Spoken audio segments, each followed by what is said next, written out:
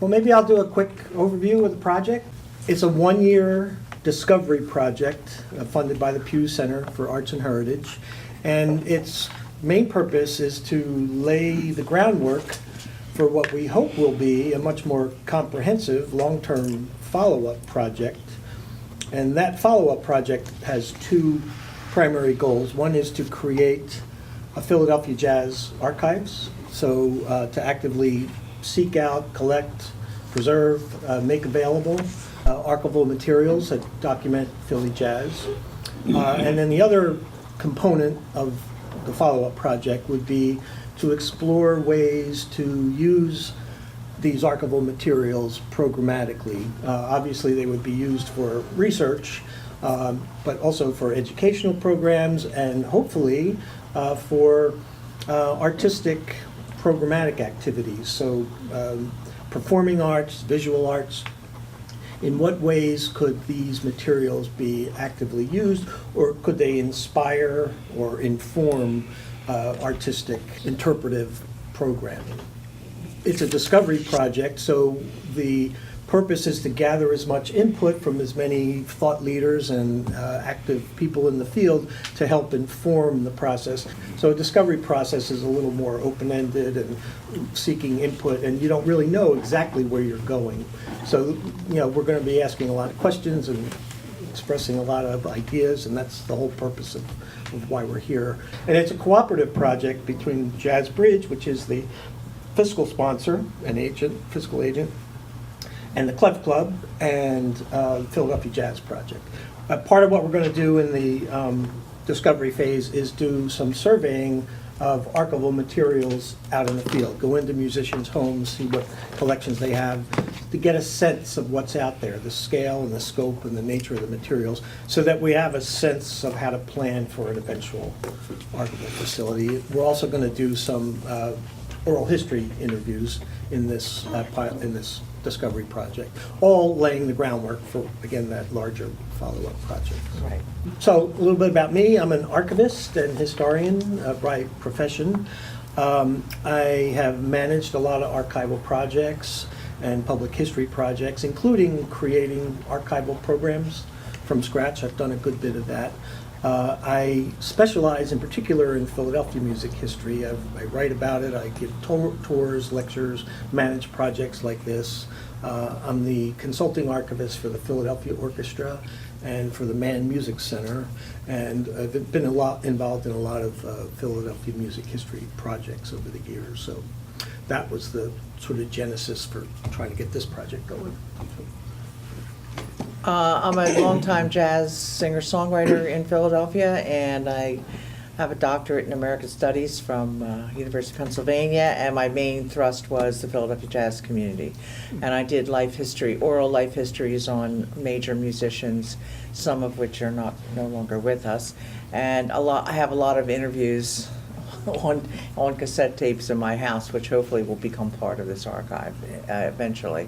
And so that's why I'm on the I'm also a co-founder of Jazz Bridge. So. My name is Ann Edmunds, and I am known as a strategic planning consultant as well as fundraiser. My main focus has been for over 30 years working with organizations or agencies such as the National Endowment for the Arts. I've served as an evaluator for over 10 years. The Pennsylvania Council on the Arts, I've worked with the Pennsylvania Council as a consultant for almost 30 years or more. And I'm the founding director, many of you may know, of the City of Philadelphia's Philadelphia Cultural Fund. I established the fund with city council members as well as the mayor for that fund more than 25 years ago. My role here at the Philadelphia Clef Club, I am their development specialist and also their planning consultant.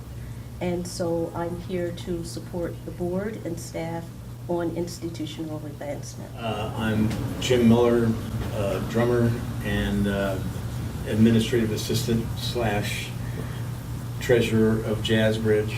and also ran a label for 30 years called Dreambox Media that is quite a archival thing that I hope can be a part of this. You know, about 60 or 70 different artists, but a lot of them put out multiple stuff. So we put out about 100 CDs over the course of time, and hope that can be a nice contribution to this project.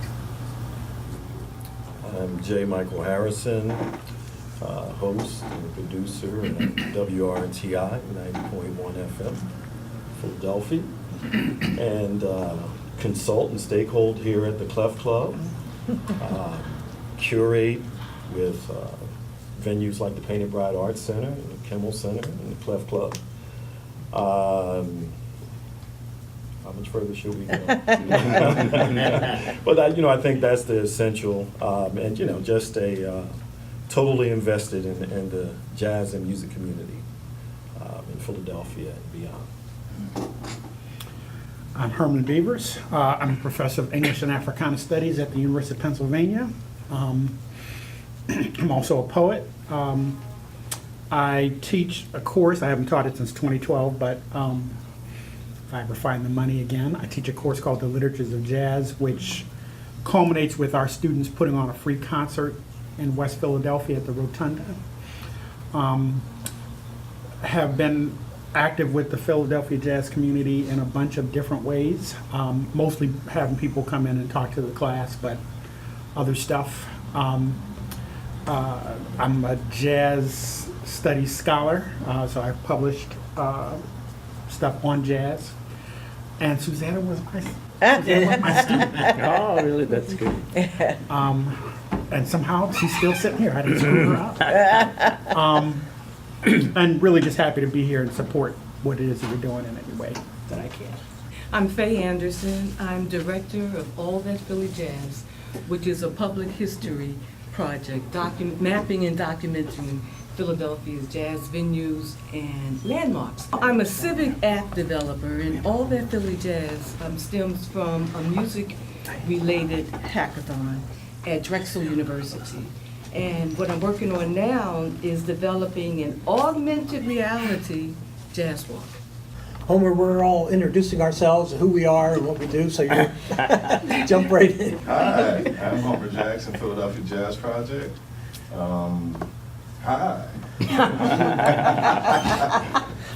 We present performances, we do workshops, public discussions, expanding the audience and the conversation on the music. Hi, I'm Louis Porter. I'm a jazz pianist, and many years ago I got a doctorate in musicology, so I've also taught mostly at the Rutgers Newark campus, but also 4 or 5 other schools over the years. And also have done a lot of writing about jazz, and probably the publication that people know best is my Coltrane book. Yeah. I'm Jermaine Ingram. I've fully recovered from legal practice of 30 years. And I'm a performing artist, a dancer, choreographer, vocal improviser. I've worked with and collaborated with a number of jazz musicians who are based in Philadelphia, including Tyrone Brown, Odin Pope, Diane Monroe, Bobby Zankel, Dave Burrell, and others. I'm a professional meddler, so I'm really happy to be able to meddle here. Diane Turner. I'm a curator of the Charles L. Blockson Afro-American collection, where we collect, preserve, and disseminate information about people of African descent, highlighting Philadelphia. I'm a historian by training and have extensive reach back into the Philadelphia jazz community because of my research on Musicians Protective Union Local 274, which I was introduced to by a man by the name of Franklin Walker when I was involved at the African American Museum, and Rowena Stewart decided to do an exhibit, Sounds of the City. And so I was able to get my dissertation topic. Over the years, I worked with Spencer Weskin, who had Jazz Live at the African American Museum. So Spencer, myself, Clark White, who was at Temple, and Bayard Lancaster, we created this organization called Jazz and Blues People's Collective. And besides all the interviews and research I was doing, we started holding meetings throughout the city with jazz musicians to determine what their issues were and what they wanted, because through my research I found that oftentimes black music in general is interpreted, but it's interpreted from the outside, and you don't get a sense of what it's about unless you really understand the history and culture around it. So I was trying to empower them to tell us what they wanted. So Suzanne asked me to get involved, and so here I am. I'm Jeff Duperon. I'm a host and curator of Culturally Vibrant Music on WRTI. I'm also a producer of a Wednesday night series at South Jazz Club in Philadelphia. And I'm the executive director for the Jazz Bridge Project. We are, along with Homer Jackson and Melissa, representing the Philadelphia Jazz Project, and Ann representing the Philadelphia Clef Club, are the project partners. So we're the folks, that have gotten together and said, this is needed in our community, and we want to have this become a reality. And so we reached out to all of you individuals to be on our advisory panel to help us make this become a reality. And we hope this is going to be a successful project as we move forward. And as Jack mentioned earlier, this is just the foundation, because there's so many opportunities for programmatic content that it's just amazing, the opportunities that we will have in the future from a lot of different organizations in this room.